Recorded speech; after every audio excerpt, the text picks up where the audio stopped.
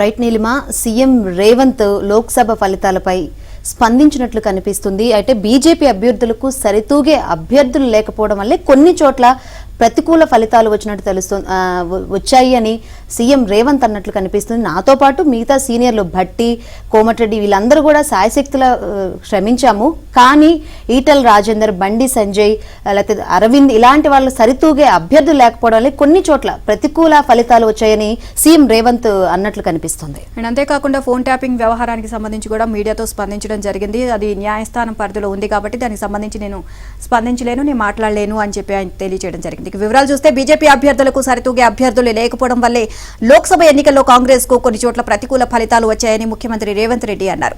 ఇక తన నేతృత్వంలో కాంగ్రెస్ శ్రేణులు లోక్సభ ఎన్నికల్లో సాయశక్తులా పోరాడాయని చెప్పారు. తనతో పాటు ఉత్తమ్, కోమటిరెడ్డి వెంకటరెడ్డి, భట్టి విక్రమార్క, వివేక్, దామోదర రాజనరసింహ లాంటి కాంగ్రెస్ దిగ్గజ నేతలంతా శాసనసభకు ఎన్నిక కావడంతో లోక్సభ ఎన్నికల్లో పలుచోట్ల బీజేపీ అభ్యర్థులకు సరితూగే నేతలు లేకపోయారని అన్నారు.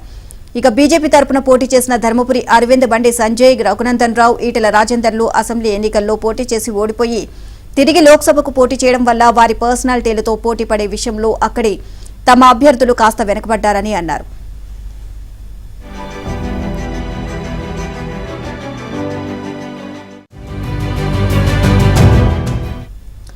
ఢిల్లీ పర్యటనలో ఉన్న ముఖ్యమంత్రి రేవంత్ రెడ్డి తుగ్లక్ రోడ్డులోని తన అధికార నివాసంలో విలేకరులతో ఇష్టాగోష్ఠిలో మాట్లాడారు. రాష్ట్రంలో గత ప్రభుత్వ హయాంలో జరిగిన టెలిఫోన్ ట్యాపింగ్ వ్యవహారం న్యాయస్థాన పరిధిలో ఉందని, ఆ విషయంలో తాను జోక్యం చేసుకోవట్లేదని చెప్పారు. ఒక మహిళా ఐఏఎస్ అధికారి ఫోన్ కూడా ట్యాపింగ్ చేసినట్లు వార్తలు వచ్చాయని ప్రస్తావించారు. కత్తి పట్టినోడు కత్తికి బలైతాడు అన్నట్లు ఫోన్ ట్యాపింగ్ కు పాల్పడినోళ్లు దానికి బలి కావడం ఖాయమని చెప్పారు. మంత్రివర్గ విస్తరణ గురించి విలేకరులు ప్రశ్నించగా అంతా మీడియా మాట్లాడిందని వ్యాఖ్యానించారు.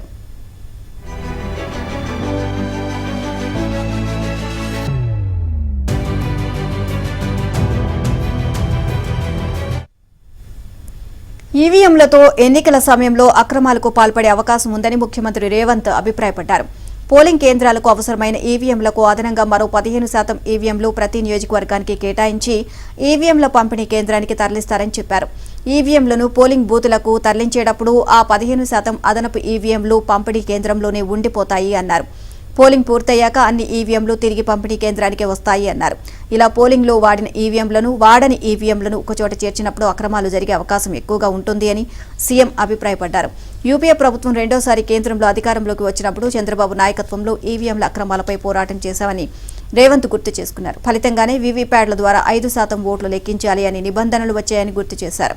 ఈవీఎంలు అన్నిటినీ దుర్వినియోగం చేసే అవకాశాలు లేవని, 10,000 ఓట్ల తేడాతో ఓడిపోతామని అంచనా ఉన్న స్థానాల్లో మాత్రమే ఫలితాలను తారుమారు చేసే అవకాశాలు ఉన్నాయని రేవంత్ రెడ్డి చెప్పారు.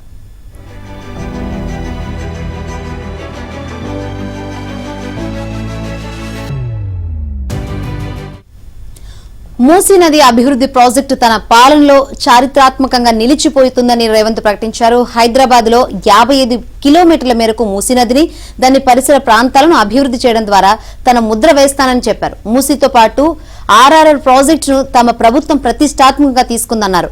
హైకోర్టు నిర్మాణాన్ని అనుకున్న విధంగా పూర్తి చేస్తామని ప్రకటించారు. మూసీ నదిలోకి గండిపేట ద్వారా గోదావరి నీటిని తరలిస్తామని, త్వరలో టెండర్లు పిలుస్తామని చెప్పారు. గండిపేట నుంచి రింగ్ రోడ్డు వరకు 55 కిలోమీటర్ల మేర మూసీ అభివృద్ధి ప్రాజెక్టును సంబంధించి ఖర్చును అంచనా వేసే బాధ్యతను 2 అంతర్జాతీయ సంస్థలకు అప్పగించామని చెప్పారు. ప్రాజెక్టు పొడవునా రోడ్డు, మెట్రోలు ఉంటాయని తెలిపారు. నగరంలోని మురికి నీటిని ఎస్టీపీలో శుద్ధి చేసిన తర్వాతే మూసీలోకి వదులుతామని చెప్పారు. నిర్మాణం ప్రారంభించిన 3 ఏళ్లలో ప్రాజెక్టు పూర్తి చేస్తామని ప్రకటించారు. ప్రాజెక్టును 12 నుంచి 15 కిలోమీటర్ల పొడవు ఉండే 4 క్లస్టర్లుగా విభజించి 4 పెద్ద ఏజెన్సీలకు బాధ్యత అప్పగిస్తామన్నారు. ప్రాజెక్టులో భాగంగా 10,500 అక్రమ నిర్మాణాలను కూల్చివేయాల్సి వస్తుందని అంచనా వేశారు.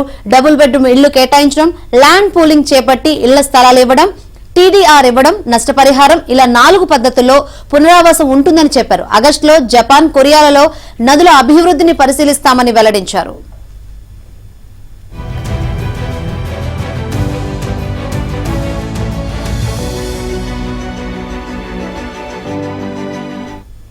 ఎమ్మెల్యేల ఫిరాయింపు వ్యవహారానికి సంబంధించి గతంలో తాను టీడీపీలో ఉండగా న్యాయస్థానాల్లో కొట్లాడానని రేవంత్ గుర్తు చేసుకున్నారు.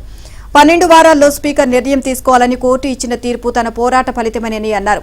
పెగాసెస్ ద్వారా ఫోన్ల ట్యాపింగ్ జరుగుతున్న వ్యవహారాన్ని దేశంలోనే మొదట వెలుగులోకి తీసుకొచ్చింది తానేనని రేవంత్ గుర్తు చేసుకున్నారు. ఎంపీగా ఉన్న సమయంలో లోక్సభలో పెగాసస్ అంశంపై మొదట తానే ప్రశ్నించానని తెలిపారు. ఎమ్మెల్యేల ఫిరాయింపు వ్యవహారానికి సంబంధించి గతంలో తాను టీడీపీలో ఉండగా న్యాయస్థానాల్లో కొట్లాడానని రేవంత్ గుర్తు చేసుకున్నారు. 12 వారాల్లో స్పీకర్ నిర్ణయం తీసుకోవాలని కోర్టు ఇచ్చిన తీర్పు తన పోరాట ఫలితమేనని అన్నారు. పెగాసస్ ద్వారా ఫోన్ల ట్యాపింగ్ జరుగుతున్న వ్యవహారాన్ని దేశంలోనే మొదట వెలుగులోకి తీసుకొచ్చింది తానేనని రేవంత్ గుర్తు చేసుకున్నారు. ఎంపీగా ఉన్న సమయంలో లోక్సభలో పెగాసస్ అంశంపై మొదట తానే ప్రశ్నించానని తెలియజేశారు.